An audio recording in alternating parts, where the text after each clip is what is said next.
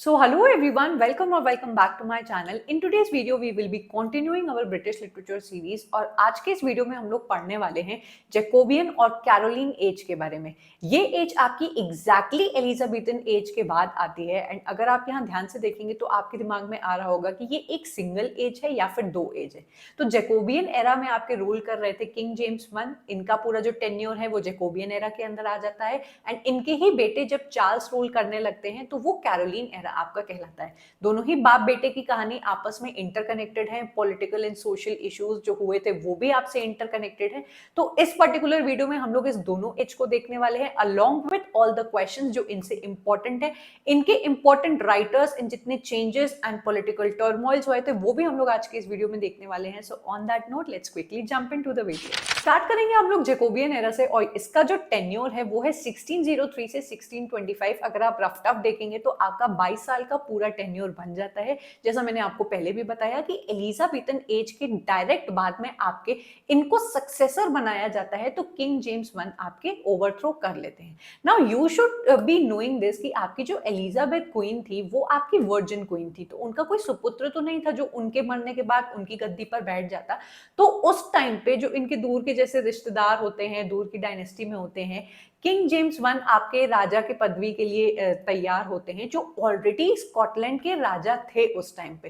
तो जब इनको इंग्लैंड में आके रूल करने का मौका मिलता है तो this becomes a kind of a very big thing. जैसा आपके फ्रांसिस बेकन ने इनके कोरोनेशन के बाद कहा है कि आपकी जो रानी एलिजाबेथ थी she only used to rule over England, but आपके जो किंग जेम्स वन है he rules over entire Great Britain, क्योंकि इसके अंदर आपका इंग्लैंड आ जाता है, स्कॉटलैंड आ जाता है एंड आपका आयरलैंड आ जाता है। तो ये बात आपको याद रखनी है क्योंकि ये यूनियन ऑफ द क्राउन्स वाला कॉन्सेप्ट आपको इन्हीं के साथ देखने को मिलेगा, क्योंकि यही एक अकेले राजा थे, तो राजा थे जो स्कॉटलैंड को भी रूल कर रहे थे एंड आपके इंग्लैंड को भी रूल कर रहे थे। आगे बढ़ेंगे और फर्दर डिटेल्स देखेंगे। आपके जैकोबियन एरा में कुछ बहुत मेजर चीजें हुई थी जो यहाँ पे आपकी लिखी हुई हैं। I will explain one by one two you each and every detail. सबसे पहला यूनियन ऑफ द क्राउन्स जो मैंने आपको बता दिया 1603 में हुई थी, जब इनको आपको क्या हुआ था, मतलब बोलते हैं ना राज अभिषेक इनका किया गया था, इनको क्राउन दिया गया था। इस डेट को बेटा आप लोग को याद रखना है बिकॉज यूजीसी नेट ने इससे डायरेक्ट क्वेश्चन पूछा है जो आपको मैं लास्ट में दिखाने भी वाली हूँ। यूनियन ऑफ द क्राउन्स का मतलब आप लोग ऑलरेडी समझ चुके हैं कि आपके दो जो डायनेस्टीज होती हैं, जहां एलिजाबेथन एज जो है वो आपकी ट्यूडर डायनेस्टी है, वेरस आपके जो किंग जेम्स वन बनते हैं वो आपकी स्टुअर्ट डायनेस्टी को बिलोंग करते हैं। तो इस पर्टिकुलर 1603 में आपकी दो डायनेस्टीज क्या होती हैं, वो मिल जाती हैं, which is known as the Tudor dynasty and the Stuart dynasty। इतना ही आपको याद रखना है, उससे ज्यादा नहीं। देन गन पाउडर प्लॉट हुआ था एक इनके टाइम पे 1605 में। अब ये गन पाउडर प्लॉट है क्या, आपने मेरे पिछले वीडियो में देखा होगा जहां पे मैंने आपको बताया कि आपकी एलिजाबेथन एज से पहले आपके कैथोलिक्स एंड प्रोटेस्टेंट जो दो क्रिश्चियनिटी के सेक्ट थे उनके बीच में लड़ाइयां चल रही थी, लेकिन आपकी किंग एलिजाबेथ आती हैं और इनकी जो रिलीजियस टेंशन है उनको कम कर देती हैं। रानी एलिजाबेथ वॉज प्रोटेस्टेंट, देन आपके किंग जेम्स वन भी आते हैं, वो प्रोटेस्टेंट है। लेकिन अगर ऐसे में ही आप अगर आज के भी सिनारियो में देखोगे तो ऐसे ही दो रिलीजियस सेक्ट जो होते हैं वो आपस में हमेशा लड़ते रहते हैं। तो एक पर्सन था जिसका नाम था आपका गाय फॉक्स, वो क्या करता है, वो क्या था, वो कैथोलिक था। तो उसको बड़ी जलन थी कि भाई प्रोटेस्टेंट राजा नहीं होना चाहिए, वो कैथोलिक रूल चाहता था अपने देश के लिए। तो उसने एक पूरा प्लॉट बनाया एंड उस प्लॉट में क्या था कि वो कुछ लोगों को लेके आएगा अलोंग विद दिस लीडर, वो पूरी आपके हाउस ऑफ पार्लियामेंट को जला देगा, उड़ा देगा बम लगा के एंड राजा मर जाएंगे और फिर कोई कैथोलिक राजा बनेगा। पर ये जो आपका प्लॉट है वो पता लग गया था और फिर इन लोगों को ढूंढ के जो इनकी मतलब एग्जीक्यूशन इनका हुआ है वो बहुत ही बुरे तरीके से हुआ है। तो ये एक आपका इवेंट है जो आपको याद रखना है। दूसरी जो बात है रिलीजियस पॉलिसी एंड टॉलरेंस। आपके जो किंग जेम्स वन थे वो भी किंग एलिजाबेथ की तरह ही बहुत ही रिलीजियसली टॉलरेंट थे। वो लोग वो हर चीज को दबाने की कोशिश करते थे। पर आप अगर एक ऐसे देश के बोल सकते हैं कि राजा है जहां पे दो सेक्ट के बीच में हमेशा लड़ाई चलती रहती है, तो ये आपके टेंशन्स बरकरार रहते हैं और इन टेंशन्स का आगे के सिनारियोज, इन आगे के सिविल वॉर में बहुत बड़ा रोल बन जाता है, ये भी आपको पता चलेगा। Then financial struggles in parliament. अब ये जो राजा लोग होते हैं ना बहुत ही ज्यादा लैविश होते हैं, बोलते हैं अय्याश होते हैं। ये लोग ये नहीं देखते हैं कि हम लोग के पास कितना धन आ रहा है, हम लोगों को कितना मैनेज करना है, आर्मी को, सिटीजन्स के लिए facility and so many things. ये ना कर्जे में डूब जाते हैं, अपने अपने राजपाट के लिए बड़ी महंगी महंगी चीजें ये लोग ले लेते हैं एंड वो जो कर्जा है वो चुका नहीं पाते हैं। एलिजाबेथ जो थी, आपकी रानी एलिजाबेथ, वो भी कुछ कर्जे छोड़ के गई थी एंड इनके भी कर्जे कुछ हो जाते हैं जो आपके पार्लियामेंट को अच्छा नहीं लगता है कि राजा देखो बड़ा आपका क्या कर रहा है कि पैसे उड़ा रहा है। ये एक पहला एक मेजर पॉइंट था जहां पे आपके राजा और आपके पार्लियामेंट के बीच में थोड़ी सी बीच में दरार आने लगी थी, जो दरार आगे जाके बहुत बड़ी हो जाने वाली है। ठीक है, डेथ ऑफ प्रिंस हेनरी। अब आपके ये जो राजा हैं, हम लोग कहा जाता है ना कि पहला बेटे को गद्दी मिलती है, इनके जो पहले बेटे थे किंग जेम्स वन के हेनरी, वो किसी बीमारी की वजह से वो उनकी मृत्यु हो जाती है। तो ये भी एक बहुत बड़ा इवेंट था इनके लिए। और इनके बाद इनके जो छोटे बेटे हैं चार्ल्स, वो आपके गद्दी में बनते हैं, जिनकी पूरी कैरोलिन एरा चलती है, उनकी भी एक पूरी कहानी है। तो मेजर इवेंट्स मैंने आपको बता दिए। अब हम लोग इस एज के लिटरेचर को देखने वाले हैं कि एलिजाबेथन एज के बाद से यहाँ पे लिटरेचर का क्या हाल था। ठीक है, ड्रामा की अगर हम लोग बात करें तो जैसे एलिजाबेथन एज में ड्रामा को बिल्कुल गोल्डन पीरियड माना जाता है। ड्रामा एंड थिएटर, शेक्सपियर थे हमारे, देन हमारे सारे यूनिवर्सिटी विट्स थे, क्रिस्टोफर मार्लो थे, आप इन सभी के नाम जानते हो। इन्होंने एक से एक आपकी ड्रामाज दिए हैं, ट्रेजेडीज दी हैं, कॉमेडीज दी हैं। ये आपके जो ड्रामा था ना वो कंटिन्यू हुआ था। और अब नया नाम जो आपका ऐड हो गया था वो थे हमारे Ben Jonson, John Webster, Beaumont and Fletcher आपके आ गए थे। देन हमारे जॉर्ज चैपमैन है। ये सारे इस एज के बहुत ही इंपॉर्टेंट आपके क्या है, ड्रामा राइटर्स हैं। ठीक है, बेन जॉनसन के ये एक इंपॉर्टेंट राइटर है, मेजर राइटर हैं। तो इनके वर्क्स को भी आपको याद रखना है। बहुत गहरा इन्फ्लुएंस था आपका बेन जॉनसन का इस पूरी एज में। एंड इनका जो मेजर इन्फ्लुएंस था किसके ऊपर था ये भी मैं आपको बताने वाली हूँ। इनके जो मेजर वर्क्स हैं बेटा वो आपको जरूर से आपके फिंगर टिप्स पे लर्न होने चाहिए with complete character list and plot lines, because Ben Jonson से शेक्सपियर के ही जैसे क्वेश्चंस पूछे जाते हैं बहुत सारे नंबर्स में। आपका वॉलपोन, एल्केमिस्ट, देन आपका एपिसीन द गुड वुमेन, देन इनका every man in his humour है। देन इनके माइनर वर्क से भी बेटा आपके यूजीसी नेट ने क्वेश्चंस पूछे हैं, तो वो आपको पता होने चाहिए। Ben Jonson and Shakespeare contemporaries थे भाई। एलिजाबेथन एज के खत्म होते होते ही तो नहीं आपके शेक्सपियर मर गए होंगे, तो ये आपके आपस बराबर में लिख रहे थे, ये दोनों कंटेम्पररीज थे। ठीक है, आगे बढ़ेंगे। Masques and courtly entertainment, Jacobean era का जो सबसे एक बोल सकते हैं स्टार एंड हाईलाइटिंग फैक्टर है वो है मास्क। मास्क क्या होता है, जैसे थिएटर परफॉर्मेंसेस होती थी ना कि एक आपका प्लेस होता था जहां पे चारों तरफ कर्टन्स लगे हुए हैं एंड स्टेज है, वहां पे आपके जितने भी कैरेक्टर्स हैं वो आके प्ले को पूरा क्या कर रहे हैं, परफॉर्म कर रहे हैं। ये एक नॉर्मल थिएटर था। लेकिन मास्क उसका ही एक बहुत ही इलैबोरेटिव एंड बहुत ही एक्सटेंडेड वर्जन था जहां पे स्टेज सेट बनाए जाते थे। हम लोग बॉलीवुड मूवीज में देखते हैं ना, करण जौहर की जितनी भी आप आइटम सॉन्ग देख लीजिए या करण जौहर की मूवीज के आप जितने सॉन्ग्स उठा के लीजिए, भारी सेट लगाए होते हैं, बहुत ही एक्सट्रावेगेंट कलर्स यूज किए जाते हैं। देन आपके कॉस्ट्यूम पे बहुत ज्यादा खर्चा किया जाता है। तो बिल्कुल आप याद रखिएगा कि आपके जैकोबियन एरा में भी एक कोई करण जौहर थे, एंड वो कौन करण जौहर है मैं वो भी आपको बताऊंगी, जो आपके थिएटर को एक नया लुक देते थे अपनी पूरी सेट के साथ। ये आपके जो करण जौहर है वो है आपके इनिगो जोन्स। ये पूरे सेट को सजाते थे, किस टाइम पे क्या होगा, आपका कैरेक्टर कौन सी कॉस्ट्यूम पहनेगा, कौन से कलर यूज होंगे, बार बार कौन सा सेट बदला जाएगा, ईच एंड एवरीथिंग, म्यूजिक कौन सी लगेगी, ईच एंड एवरीथिंग आपके इनिगो जोन्स मास्क के जरिए कराते थे। एंड आपने ये तो जान लिया है कि जो आपके किंग्स एंड क्वींस होते हैं वो बड़े ज्यादा अय्याश होते हैं, बहुत ज्यादा मजा करते हैं। तो आपके किंग जेम्स वन तो इस बात के शौकिया थे ही कि खूब थिएटर एंड ड्रामा कराना चाहिए, पर उनकी जो वाइफी थी भैया क्वीन एन, वो इससे भी ज्यादा शौकीन थी। वो बेन जॉनसन को अक्सर एंड उस टाइम के जितने भी आपके नए नए लड़के आए थे उनको अक्सर बुला के कमीशन दिया करती थी और कहती थी कि भाई मेरे लिए मास्क परफॉर्म कराओ, एंड डांस भी करती थी उन मास्क में खुद जाके। तो ये आपको उस टाइम का एक परफेक्ट पिक्चर देता है कि उस टाइम के कोर्टली एंटरटेनमेंट के अंदर मास्क आपके चला करते थे। ठीक है, आगे बढ़ेंगे। देन आपको एक और चीज जो मुझे बतानी है, आपके Ben Jonson and Inigo Jones दोनों साथ में क्या किया करते थे, आपके प्लेस को, आपके बेन जॉनसन प्लेस लिखा करते थे, इनिगो जोन्स उनको और बहुत ब्यूटीफुल तरीके से अपने सेट एंड म्यूजिक एंड अपने कैरेक्टर एक्टर्स के साथ उनको बहुत ही ब्यूटीफुली प्रेजेंट किया करते थे। काफी टाइम तक तो इनकी जोड़ी अच्छी चली, पर आगे जाके दोनों में काफी अगेन दरार पड़ जाती है। इनीगो जोन्स कहते हैं भाई मेरे सेट की वजह से तुम्हारे थिएटर चल रहे हैं, और आपके बेन जॉनसन कहते हैं कि भाई मैं लिखूं ही ना तो तुम क्या स्टेज कराओगे।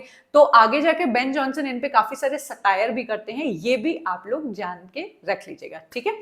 King James Bible, again a very important event that happened at king James के रीन के अंदर। इन्होंने अपनी एक बाइबल ट्रांसलेशन को क्या कराया, पब्लिश कराया। अब ये मत समझ लेना कि खुद किंग जेम्स वन राजा थे बैठ के ट्रांसलेट करते होंगे। इन्होंने अपनी 47 पीपल की एक पूरी क्या बनाई थी, टीम बनाई थी, जो आपकी लैटिन एंड इन सब लैंग्वेजेस में जो बाइबल थी उनको कन्वर्ट करने का काम करते थे। इसकी एज, इसकी जो डेट है वो आपको याद रखनी है 1611। एंड अपार्ट फ्रॉम दिस, अगर आप सारे बाइबल ट्रांसलेशंस को एक ही वीडियो के अंदर जानना चाहते हो जो आपके यूजीसी नेट पे पूछा जाता है, तो मेरी ये वाली वीडियो को जरूर से देख लेना, सब कुछ आपको इसके अंदर मिल जाएगा, आपकी जितनी भी बाइबल ट्रांसलेशंस आज तक हुई हैं उससे रिलेटेड, ठीक है।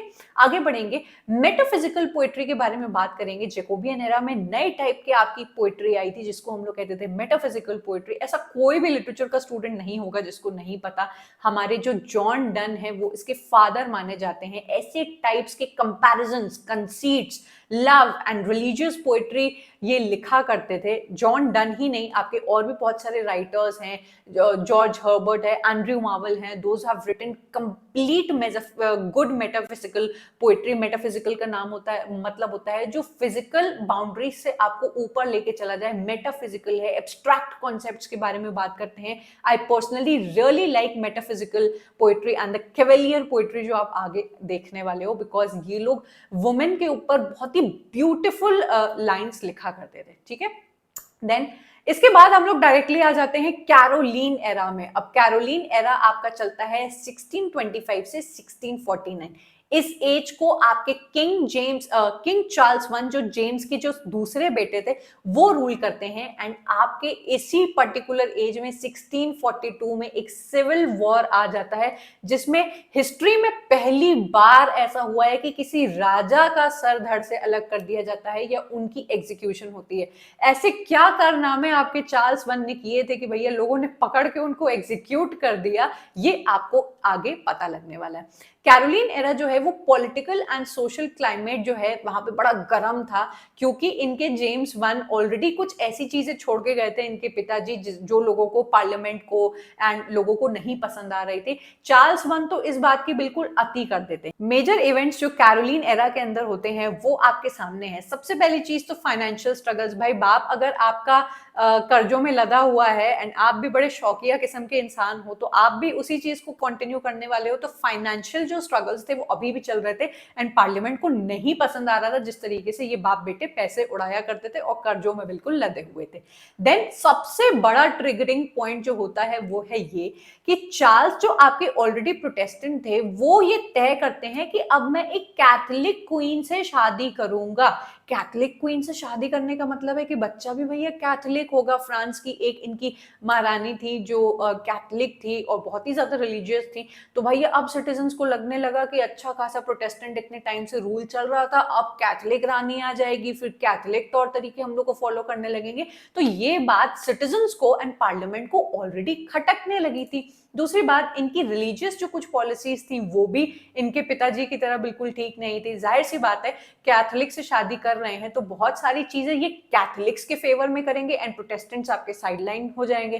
तो जो बहुत टाइम तक जिसका रूल चल चुका होता है ना, तो वो अनसिक्योर फील करने लगता है कि भैया दूसरे धर्म का, मतलब धर्म तो अलग नहीं हुआ लेकिन एक सेक्ट अलग हुआ, कि उसका अगर प्रभाव पड़ गया तो हम लोग का क्या होगा, कोई भी ऐसा नहीं चाहेगा। तो इस टाइम पे भी आपकी रिलीजियस टेंशंस बरकरार थी। देन होता क्या है कि क्योंकि इनकी पार्लियामेंट इनकी सहमति में नहीं आ रही थी, इनको कुछ चीजें करने को मना कर रही थी, ये डिक्लेयर कर देते हैं, पार्लियामेंट को पूरी डिसॉल्व कर देते हैं, गायब कर देते हैं कि अब मेरा पर्सनल रूल चलेगा, मुझे अपनी पार्लियामेंट से कुछ पूछने और बताने की जरूरत नहीं है। तो ये एक बहुत बड़ी गलती थी जो ये करते हैं। जाहिर सी बात है, आप सारी पार्लियामेंट को घर बैठा दोगे तो वो क्या चुपचाप बैठेगी? वो अपने घर में बैठ के प्लान बनाएगी कि अब तुम्हारा करना क्या है। तो 10 साल तक ऑलमोस्ट बेटा ये अपना पर्सनल रूल चलाते हैं, which is a very very big thing in the history of the monarchy.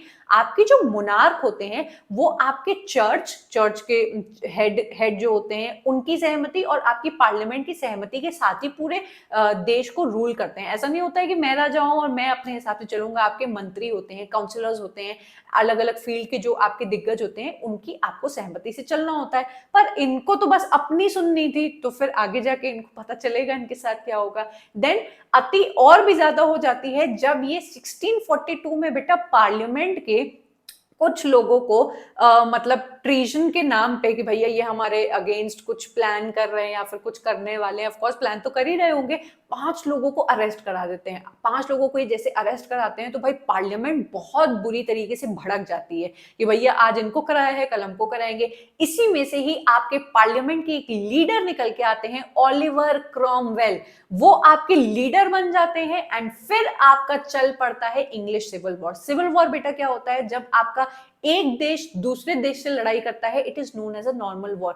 पर एक ही देश के अंदर जब आपस के ही सिटीजन्स एक दूसरे से लड़ने लगते हैं, आंतरिक जो हमारा वॉर होता है उसको हम लोग सिविल वॉर कहते हैं। तो आपके जो राजा, देन आपकी पार्लियामेंट, जो प्रजा आप पूरी मोस्टली हो जाएगी, वो आपस में लड़ जाती है एंड फाइनली इनको 1649 में ओलिवर क्रॉमवेल की लीडरशिप के तहत इनको एग्जीक्यूशन किया जाता है या फिर इनका सर धड़ से अलग कर दिया जाता है। ये एक बड़ा इवेंट है हमारी पूरी इंग्लिश की हिस्ट्री में, क्योंकि ऐसा किसी भी राजा के साथ नहीं हुआ था। तो काफी सारी इनकी टेंशन ऑलरेडी चलती हुई आ रही थी एंड जो गलतियां इन्होंने की उनका इनको भुगतान भुगतना पड़ा।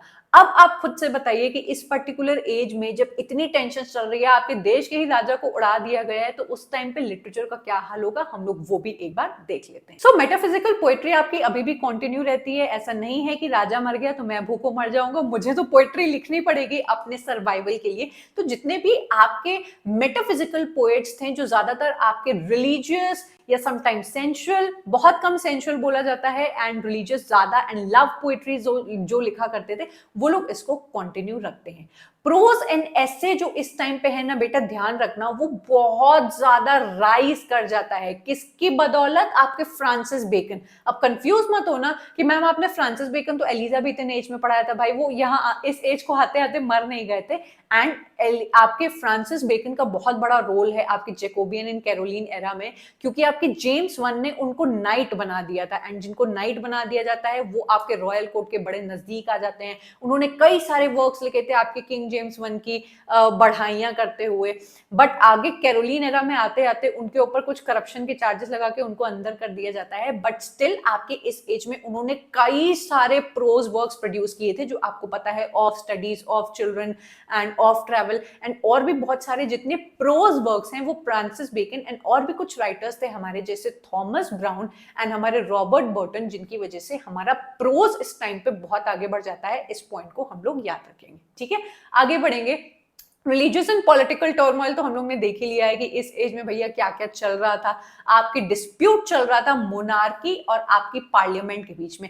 इस पॉइंट को याद रखना, आपके मोनार्की मतलब कि किंग चार्ल्स वन को जो सपोर्ट करने वाले जो लोग थे उनको हम लोग मोनार्क्स बोलते थे या फिर कैवेलियर्स बोलते थे। हमारे लिटरेरी मूवमेंट में हम लोग कैवेलियर पोएट्री को भी देखते हैं। आपके जो कैवेलियर पोएट्स हैं वो फुल सपोर्ट में थे भैया चार्ल्स वन के, क्योंकि उनको भैया रॉयल पैट्रनेज मिला करती थी एंड बहुत पसंद करते थे वो अपने राजा को, उनके लिए पोएट्री लिखा करते थे। एंड कोर्टली रोमांस एंड आपके कोर्टली सेंसुअल रोमांस की पोएट्रीज वो काफी ज्यादा लिखा करते थे। आपके जितने कैवेलियर्स थे वो मेटाफिजिकल पोएट्स को पसंद नहीं करते थे, क्योंकि आपके मेटाफिजिकल पोएट्स बहुत ही कंसीट्स का यूज करते थे एंड प्यार के बारे में बात करते थे। प्लेटोनिक लव के बारे में आपके मेटाफिजिकल जॉन डन पोएट बात करते हैं कि भाई आपका फिजिकल रिलेशनशिप ही सब कुछ नहीं होता है। पर कैवेलियर्स तो आप जानते हो ना कि राजा लोगों के जो कॉन्टैक्ट में रहेगा वो तो फुल मजे में रहेगा। तो ये आपके सेंशुअल फिजिकल प्लेजर टाइप की पोएट्री को लिखा करते थे, एरोटिक हुआ करती थी। ठीक है, पार्लियामेंट का जो सेक्शन था उसको हम लोग राउंड हेड्स बोलते थे, तो इसको याद रखना, मोनार्क्स हो गए, राउंड हेड्स हो गए, ये आपको पता होना चाहिए। ठीक है, उसके बाद मेजर इवेंट्स तो हम लोग ने देख ही लिए हैं, देखने की जरूरत नहीं है। Literally impact of civil war, मैंने आपको बताया कि अगर लड़ाइयां चल रही हैं तो ऐसे में आपके लिटरेचर का क्या हाल होगा। जो चीजें कंटिन्यू थी वो हो रही थी, लेकिन आपके जो कैवेलियर पोएट्स है उनकी पोएट्री के ऊपर बड़ा असर पड़ा था, क्योंकि जब राजा मर गए तो उनके सपोर्टर्स को तो जीने नहीं दिया जाएगा। घड़ी घड़ी आपके कैवेलियर पोएट्स को उठा के जेल में फेंक दिया जाता था। आपके इसमें से एक रिचर्ड लवलेस भी हैं जो जेल में भी जाके आपकी पोएट्री को लिखा करते थे। आपकी इनकी एक पोएट्री है, poem from the prison to Althea करके, आप लोग ने पढ़ी होगी, तो इस पॉइंट को आप लोग याद रखिएगा। अब यहाँ पे एंट्री होती है हमारे एक नए हीरो की, जो कि है जॉन मिल्टन। आपको मैंने ये बताया कि चार्ल्स वन का एग्जीक्यूशन करा दिया गया। किसने कराया? ओलिवर क्रॉमवेल ने। ओलिवर क्रॉमवेल जो अब आपके नए हीरो बनने वाले हैं कुछ टाइम के लिए, उनके भी जरूर कोई सपोर्टर होंगे। जॉन मिल्टन का हमारे सिविल वॉर में एक बड़ा रोल रहा है, एंड इनका रोल क्या था कि ये आपके पैम्फलेट्स लिखा करते थे एंड प्रोपेगेंडिस्ट पैम्फलेट्स लिखा करते थे कि भाई हमारे ओलिवर क्रॉमवेल सही कर रहे हैं एंड चार्ल्स वन को तो एग्जीक्यूट कराना ही चाहिए। एंड ओलिवर क्रॉमवेल के आने के बाद भी उनको स्वागत करते हुए कई सारी ये पोएम्स लिखते हैं। जब मोनार्की वापस से आपकी रिस्टोर होगी ना, इनकी भी बहुत अच्छे से बैंड बजाई जाएगी, वो मैं आपको अगले वीडियो में समझाने वाली हूँ। तो बेटा आपकी एजेस सारी इंटरकनेक्टेड होती हैं, अगर आप उनको पढ़ोगे एक कहानी की तरह तो आपको कुछ भी कठिन नहीं लगेगा। वो आई एम श्योर आपको मेरी ये पूरी सीरीज देखने के बाद थोड़ा सा ये फील हो गया होगा कि ये चीजें इतनी कठिन नहीं है जितना लोग आपके लिए बना देते हैं। अगर कंटिन्यूअसली आपने स्टोरी वाइज समझ लिया तो एक पिक्चर के तरीके आपको ये समझ में आएगी। अगर ऐसा है तो मुझे एक बार कमेंट करके जरूर से बताना। आपका 1642 में जब सिविल वॉर होता है, उसके बाद राइटर्स लाइक जॉन मिल्टन जो प्रोपेगेंडिस्ट की तरह काम करते थे कॉमनवेल्थ में, वो सिग्निफिकेंट वर्क अपने प्रोड्यूस करने लगे थे। एंड इस टाइम पे आपके मिल्टन भी बहुत प्रोज वर्क्स को लिखा करते थे, ठीक है। Then Jacobean and Caroline age को अगर हम लोग क्या बोले सम अप करने की कोशिश करें तो हम लोग को ये चीज समझ में आएगी कि इन दोनों एराज में पॉलिटिकल, सोशल, रिलीजियस, इन तीनों चीजों की बहुत गर्मा गर्मी हम लोग की रही थी। देन प्रोज एक बहुत ही सिग्निफिकेंट फॉर्म ऑफ एक्सप्रेशन ले लेता है हमारी इस एज में। पोएट्री ने भी फ्लरिश यहाँ पे किया ही था एंड ड्रामा भी आपका चलता है, लेकिन प्रोज बहुत ज्यादा चला था, ठीक है। आपका जो ये एक पर्टिकुलर पूरी एज हो जाती है वो इंग्लिश सिविल वॉर के भी नाम से जानी जाती है, जो आगे जाके नेक्स्ट वीडियो में सिविल वॉर प्लस एंटी रेगनम के नाम से जानी जाएगी। मैं आपको पूरा अच्छे से समझा दूंगी। अब इसी के साथ हम लोग चलेंगे क्वेश्चंस को और देखेंगे कि इस एज से कैसे क्वेश्चंस आए हैं। An English architect and stage designer beginning 1605 joined Jacobean code to design masks. Contributed significantly to the spectacular theatre which succeeded the Commonwealth after his death, the first designer to use revolving screens to indicate scene changes on the English stage. आपको उस designer का नाम बताना है, उस करण जौहर का नाम बताना है जो बहुत ही हैवी टाइप के आपके स्टेज सेट को लगाते थे। ये थे हमारे इनिगो जोन्स, इनका नाम याद कर लेना, ठीक है। Next question, the ascension of King James I in dash inaugurated the Jacobean age. आपके किंग जेम्स वन के आने के बाद जैकोबियन एज स्टार्ट होती है, आपको डेट बतानी है, तो ये है आपकी 1603 और कब तक चली थी? आपकी 1625 तक, ठीक है। आगे बढ़ेंगे। अब आपसे क्वेश्चन पूछा गया है आपके कॉमेडी ऑफ ह्यूमर्स में से। कॉमेडी ऑफ ह्यूमर्स जो कॉन्सेप्ट है आपका बेन जॉनसन ने दिया था, जिसके थ्रू ये बताने की कोशिश करते हैं कि एक इंसान के डिफरेंट डिफरेंट टेम्परामेंट्स होते हैं। इस पर्टिकुलर जो सेक्शंस आपके कॉमेडी ऑफ ह्यूमर्स हैं उसके अंदर कॉमेडी ऑफ ह्यूमर जो भी सबसे ज्यादा होगा वो वैसे टाइप का कैरेक्टर होगा। ये समझने में कोई कठिन नहीं है, हमारे भी खानदान में ऐसे लोग होते हैं। एक इंसान होता है बड़ा हंसमुख होता है, हंसता रहता है। एक इंसान होता है जो कोने में मुंह सड़ा के बैठा रहता है। एक इंसान होता है जो बहुत एनर्जेटिक होता है एंड एक इंसान होता है जो बिल्कुल लेजी सुस्त पड़ा रहता है।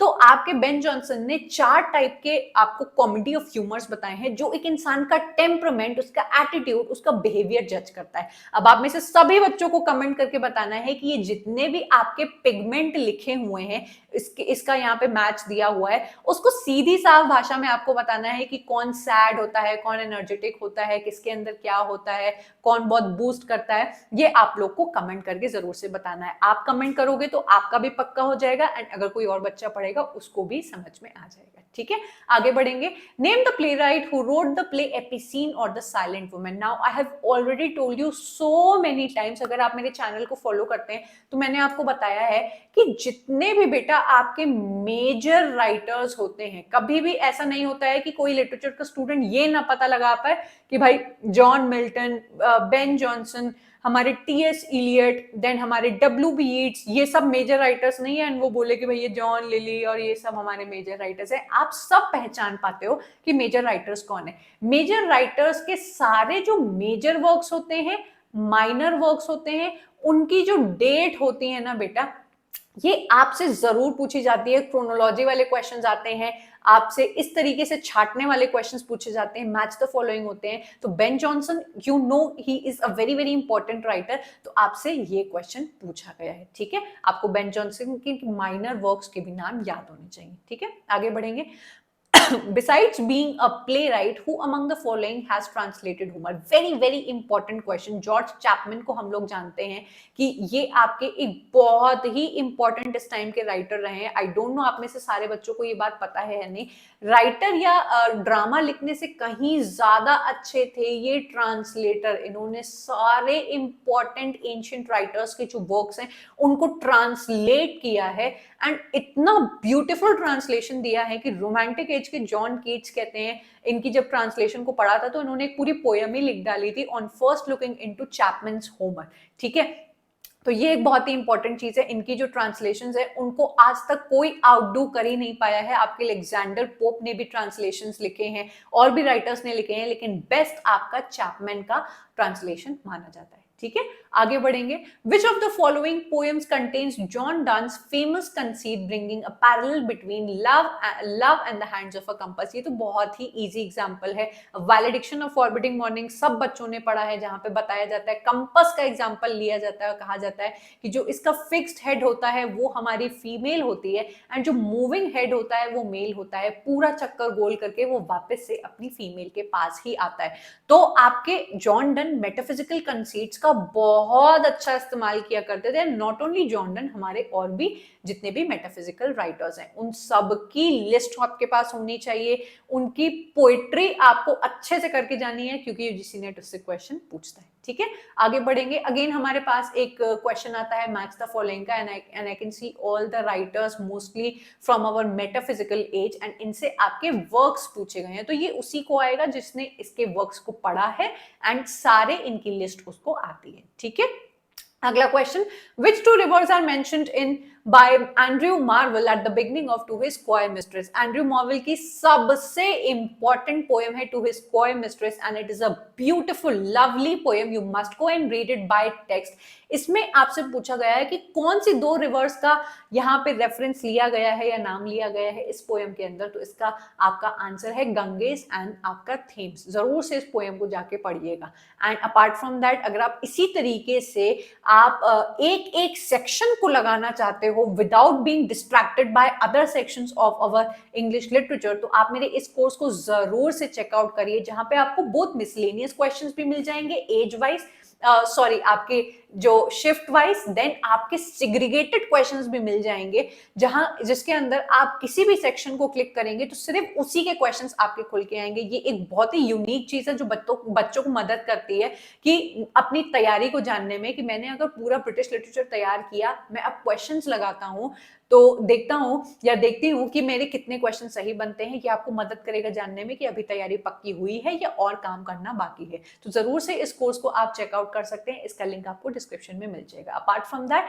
मेरे फ्री लेक्चर्स तो आपको यूट्यूब के जरिए मिलते ही हैं, बट मेरे और भी बहुत फ्री सर्विसेज हैं जो आपको मेरे टेलीग्राम पे मिल जाएंगे। फ्री PYQs, फ्री पोल्स आपको मिल जाएंगे।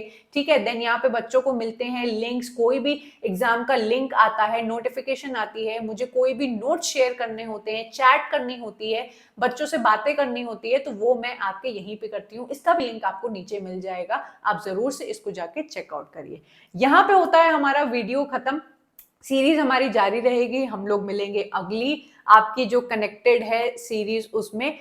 Do let me know your feedback कि आपको ये जो वीडियोस हैं, ये सीरीज है, वो कितनी आसानी से समझ में आ जा रही है एंड आपको कितना कॉन्फिडेंस मिल रहा है इनको देखने के बाद। आपके फीडबैक मेरे लिए एक बहुत बड़े बूस्ट का काम करते हैं and I work with complete new energy कि हाँ मेरे बच्चों को पसंद आ रहा है, so I should bring new rich content and relatable examples for you. So do let me know your feedback and also like the video if you are a new one. अगर आपको चैनल अच्छा लगा तो do subscribe to my channel, Telegram को भी join करना मत भूलना। So on that note, I am going to take your leave, I am going to meet you up next in yet another video. Bye.